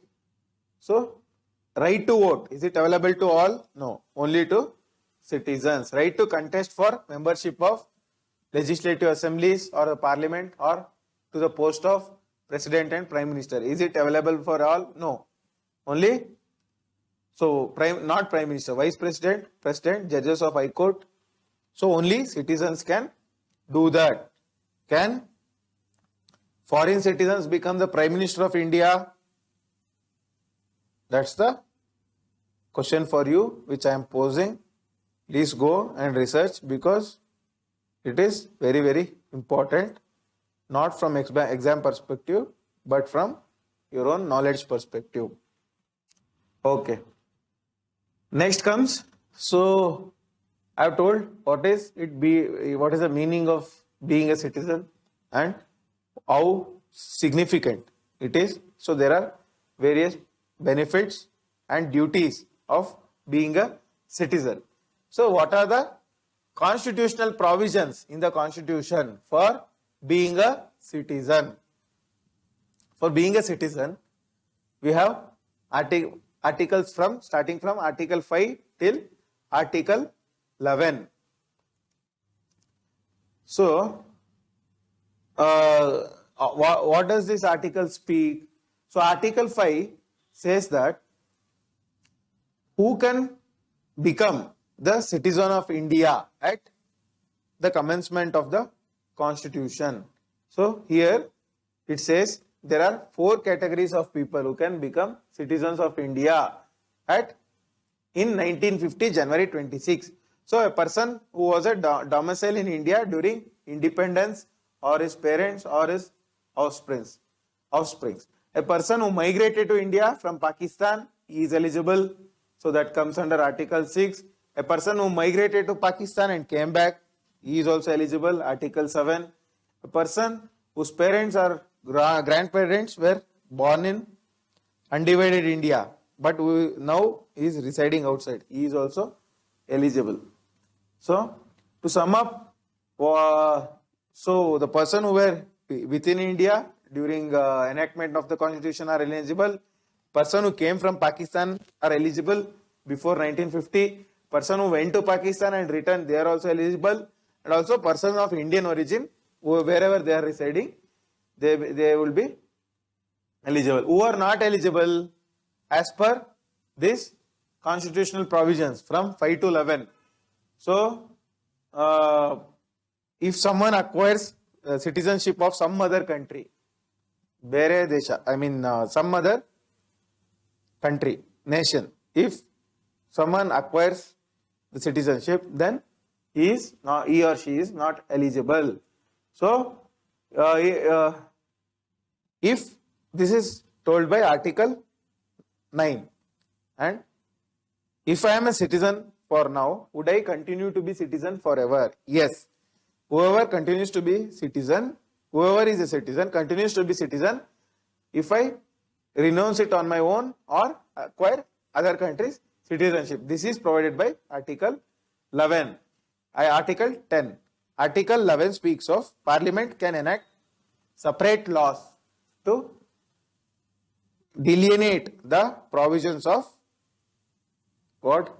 Delineate the provisions of citizenship. So, similarly, for this, the Parliament has enacted majorly the Citizenship Act of 1955, which is very, very important. So, recently we had CAA, Citizenship Amendment Act. In 2003 also, Parliament enacted Citizenship Amendment Act and also gave out certain rules. So, for all those acts and amendments and also rules, this is the Mother Act, Citizen Act of 1955. So basically, this act speaks of acquisition of the citizenship. So who all can acquire Indian citizenship after 1950? So Constitution speaks only of those people who acquire the citizenship at the enactment of the Constitution, whereas this act, Citizenship Act 1955, speaks of those people who acquire citizenship after the commencement of Constitution. So whoever is born in India is eligible for acquiring Indian citizenship, provided their parents are Indian citizens. Then whoever has a descent, so that is by his father was a citizen in India, then by descent he will be eligible for being a citizen of India. And by registration, whoever is born outside, but if he registers as being a citizen of India, but to register there are certain provisions that he has to be of person of Indian origin, and he has to be resident in India for certain amount of time, and he has to be he or she should have married a Indian. So the minor children of such person will also be able to register as a citizen of India. Next comes by naturalization. If you stay in India for a certain period of time, then you are all eligible to become a natural citizen, provided you fulfill the following qualifications, certain qualifications. What are the qualifications? He is not a citizen of some other country where Indians are prohibited from acquiring their citizenship. Suppose Pakistan doesn't allow Indians to become Pakistanis, India would reciprocally doesn't allow Pakistanis to become Indians. So also there is a condition that yes, served the government of India, all is of good character or is of adequate knowledge.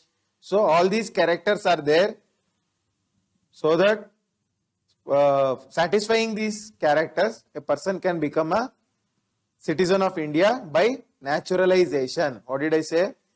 Citizenship by birth, citizenship by descent, citizenship by registration, citizenship by naturalization, and the last is by incorporation of a territory. If India fights or in dispute with any other country, if they acquire certain part of the country, acquire part of some other country, the people who are residing in that part of the country would be eligible to become citizens of India. That is one provision. And also Assam Accord. When was it signed? So in Assam Accord, what does it say?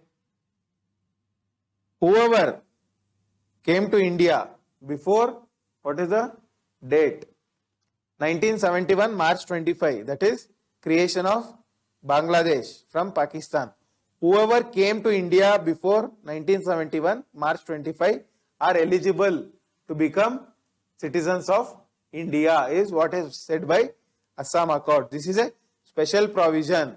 However, one more addition, Citizenship Amendment Act, which is not yet enacted, says whoever came to India before December 31st, 2014 is eligible to become Indians, provided they reside for how many years? 5 years, under the provision of naturalization and satisfying the criteria that they belong to 6 major religions: Hindus, Christians, Sikhs, Jains, Parsis, and one more. So if you belong to these religions and follow the 5-year criterion and also the time period, you are eligible to become Indian citizenship. So acquiring, this is how you acquire the citizenship. Losing of citizenship, how do you lose Indian citizenship. One is renunciation. You yourself say to the government in writing that I don't want Indian citizenship. You give it in writing, and when the government accepts it, your citizenship stands revoked. Then the second provision is losing is by termination. The government terminates your citizenship automatically. So when you acquire, or your citizenship gets automatically revoked when does that happen? When you acquire the citizenship of some other country. When you acquire the citizenship of some other country, automatically your Indian citizenship gets revoked. That is the second provision. Third provision is by government action, that is deprivation. It is called as deprivation. When does the government deprive you of citizenship? When you have obtained the citizenship by fraud. When you have obtained Indian citizenship by fraud, by cheating the government, with false records, then your citizenship is revoked. And when you have shown disloyalty to Constitution of India, then it is revoked. When you have communicated with enemy, espionage, spying for other countries, being a citizen of India, your citizenship would be revoked. However, this is not applicable when India is in war with some other country. There are certain conditions. So this is the provision of losing of citizenship. Next we have the provision of single citizenship. So India provides for single citizenship. So whereas USA provides for double citizenship. What are the double citizenship, dual citizenship? State citizenship. Suppose you are the resident of state of California. So you will get California citizenship as well as USA citizenship, dual citizenship. That was what happening in Jammu and Kashmir before this 370 was revoked. Okay. After 370 was revoked, there is only single citizenship even in Jammu and Kashmir. Okay. So what are the benefits of having a single citizenship? So it treats every individual equally. So rich or poor, not based on various races, whether you are a North Indian, South Indian, Northeast Indian, whoever, everybody is equal. There is no discrimination. Okay. Next comes the provision of overseas citizenship of India. So before 2015, we had the provision of PIO and OCI. What is PIO? Person of Indian origin. Whoever father, great grandfather, whoever's father, great grandfather are Indians, they can get the PIO card as well as OCI card, Overseas Citizen of India. So it used to lead to lot of problems. What Prime Minister Shri Narendra Modi did, he merged both these provisions, both the OCI and PIO provisions were merged and said as overseas, we will give only one citizenship, that is overseas citizenship of India. So is it against the provision of double citizenship? I mean single citizenship? No. This is only for those citizens who are of Indian origin. So they don't have voting rights, they cannot contest for public offices and so many other things. So how do you register for overseas citizen of India? So there are certain provisions given that you should be of full age and capacity and having proven your origin in India. So person of Indian origin, you should prove that you are a person of Indian origin, then you will get this overseas citizenship of India by the relevant consular general or ambassadors or India's consuls, wherever it is there. So what are the rights which are conferred to this OCI? What is the benefit of having this OCI membership? There should be some rights, right? So he can come to India without visa for lifelong. Lifetime, no visa, he or she can visit India. So that is one of the benefit. However, he cannot contest for public office, become a president, vice president, judge, and so many other things. And you can also renounce the OCI citizenship. Overseas citizenship of India, you can renounce that. You don't want to be a OCI. That is up to you. Voluntary act. Also, the government can by itself cancel the OCI provision of yours. How?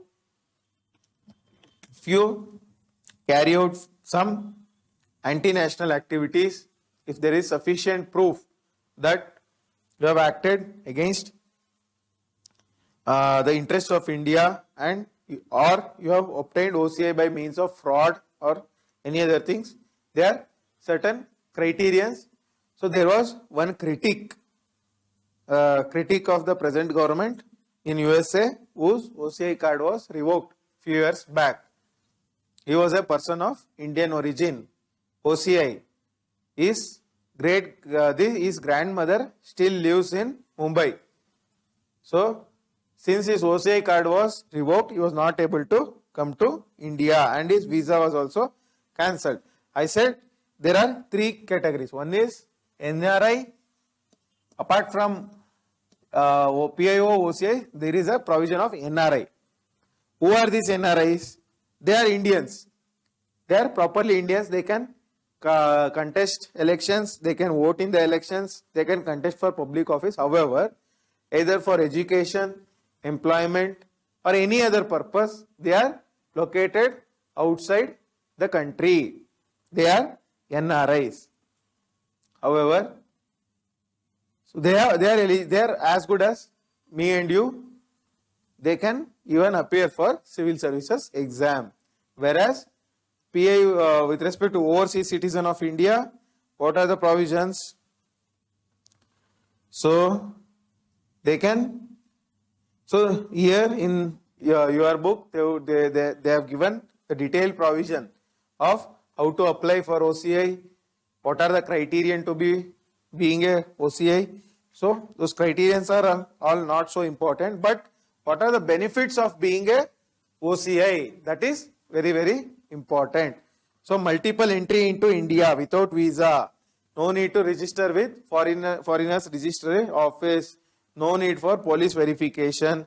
You can carry out any activities in India, educational opportunities. So if you visit some monuments, wildlife sanctuaries, there is no extra fees which is charged for foreigners. So many other opportunities are there. So with respect to NRI, PIO, OCI, I have cleared the concept for you in sufficient detail. So this is the end of this chapter, this section. So what we do is the important articles, as I said, with respect to this section is article 5 to 11, 5, 6, 7, 8, 9, 10 and 11. So now since it's a 2-hour class, so this was my, all that I had planned for was for till this, but since there is some time left, so what we are going to do is we are going to cover one more concept Tomorrow I am going to take fundamental rights and directive principles. So today we are going to discuss the last concept of the day, that is amendment of the constitution. So every constitution, if there is no provision for amendment, will become a dead and decaying constitution. So our constitutional makers were wise enough to allow certain flexible provisions in the constitution so that the constitution doesn't become old school or decayed. So our constitution is not as rigid as American constitution. So to revoke American constitution is extremely difficult. You have to form a constitutional forum and you have to take the constitution process, amendment process further. Whereas to amend the constitution in Britain is extremely easy. They don't have a written constitution. So whatever the parliament enacts, that itself becomes the constitution. So what happens is, our constitution is a mix of flexibility and rigidity. Certain provisions we can amend, whereas other provisions we cannot amend. So it's a mix of both. So with respect to procedure of amendment, so the main article under this is Article 368. Very, very important article from your examination perspective. Directly they are going to ask question from this. So what does the procedure say? With respect to amendment of the constitution, first a bill will be introduced. A bill will be introduced in the, where would it be introduced? Can it be introduced in the state assembly? No. A bill should be introduced in the lower house or upper house of the parliament, and then it can be introduced. Should it be introduced only by a minister, only by the government? No, even private members can introduce the bill. Next comes, so there are various ways of passing the bill. I am going to discuss it shortly. So there is no provision for joint sitting. What is joint sitting?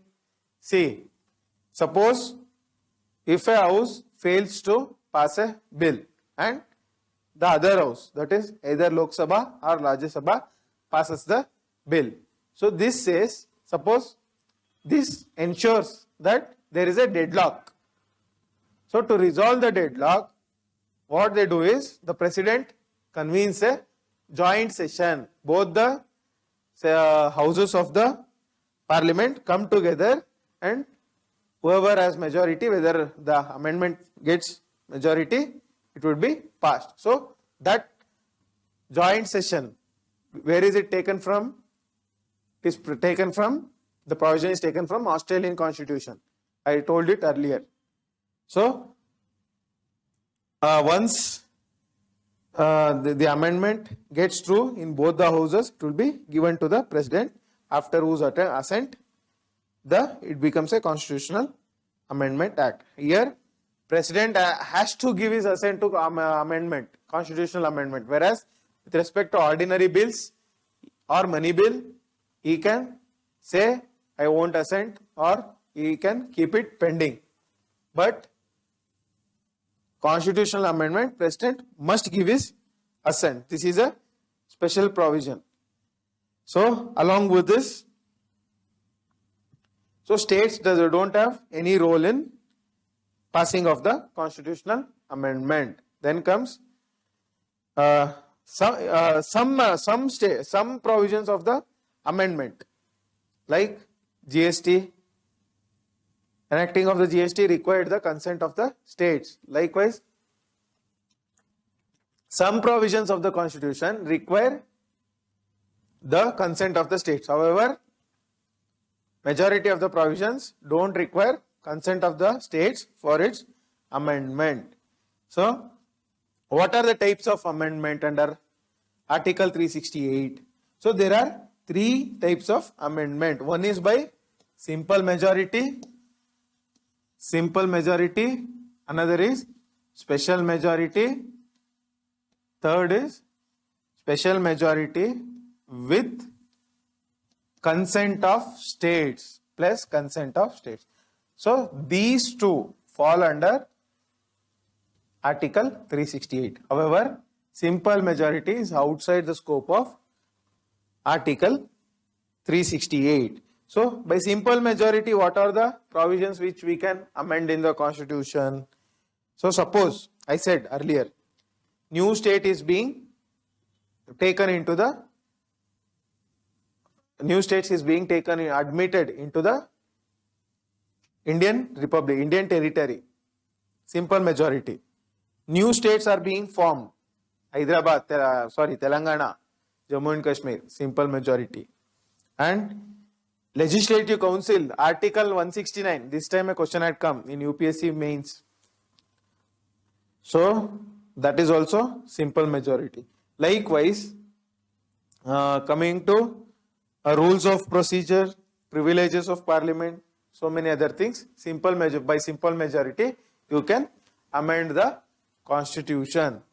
So, by special majority of the parliament, what are the provisions by special majority? So, simple majority means what? Simple majority means what? Suppose there are 545 seats in Lok Sabha, right? Suppose on a particular day, there are only 400 people who are present in the Lok Sabha, right? So, out of 400, even if 201 person assents to the bill, the bill gets passed. Or else, let us take another example. Suppose there are 300 persons who are present out of 545. Even if 151, that is half mark is what? 150.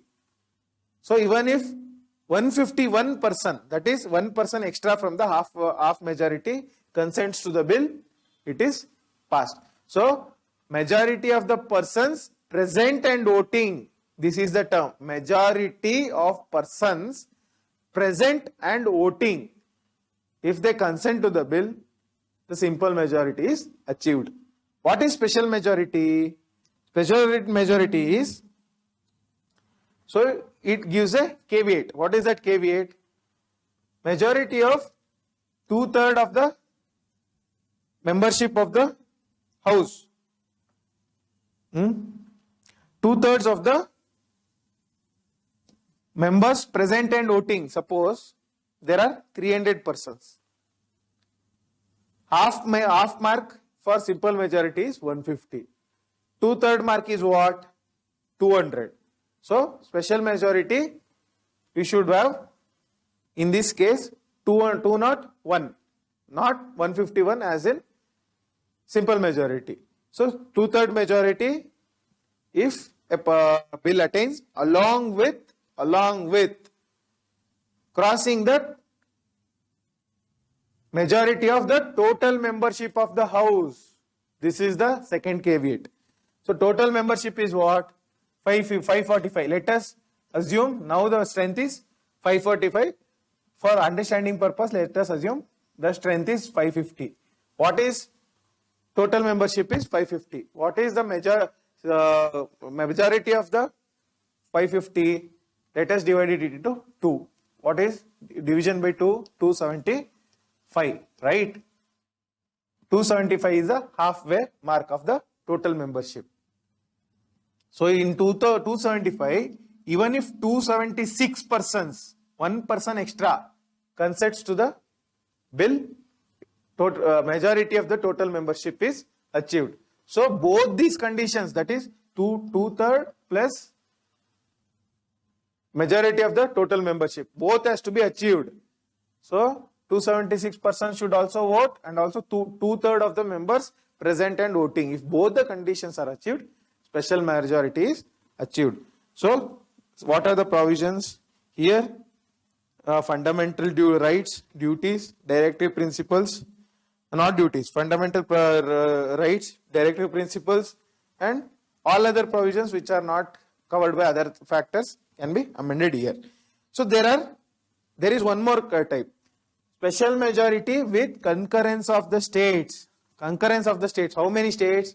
Concurrence of half the number of states. So now how many states are there? 28.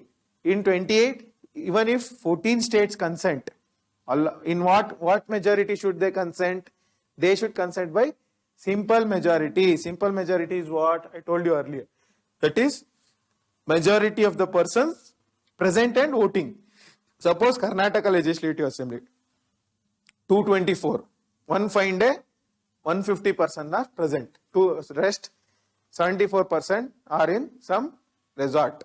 No, they are absent. So, in 150, at least 75% consent, 75 plus 1 consent, then simple majority in the state assembly is achieved. So, likewise, 14 states should consent to the bill along with this. So, this is the most difficult amendment which the government can get assent to. So, what are the provisions under this? What provisions can be amended under this? Election of president, extent of power of the union and states, that is altering the union list and state list, Supreme Court power distribution, High Court power distribution, distribution of power between legislative power, executive power between union and states. So Goods and Service Tax Council, GST Council, which was formed by GST Act 2017, and so 7th schedule, whatever provision is there, can be done under this. And also, so Article 368 itself, this can be amended only by this special majority plus concurrence of state. Article 368 can be amended in that fashion. So this is all about your amendment and its procedure. Criticism, there are criticism about amendment. What are the criticism? So they say there is no constitutional convention or special body to amend the constitution. Second criticism is, what does it say? States cannot initiate an amendment. So major part can only be amended by the parliament. So parliament dictates the states. So which is a disproportionate share of power. Next comes, constitutional does not prescribe the time frame for amendment. That is also one of the criticism. There is no provision for joint sitting. That is also one of the criticism. Apart from that, what is the criticism? So the amendment process is too complex. That is also one of the criticism. So these are the criticisms with respect to amendment of the constitution. Okay. So we have spoken sufficiently about amendment of the constitution. I am going to wind up the class for today. So we are going to meet again for tomorrow, starting with fundamental rights. Hope you found the class educative, because polity is a dry subject, only deals with the provisions of the constitution, but highly scoring subject, very mandatory in all the competitive exams. Thank you all for watching this session. Hope you make good use of it. Thank you.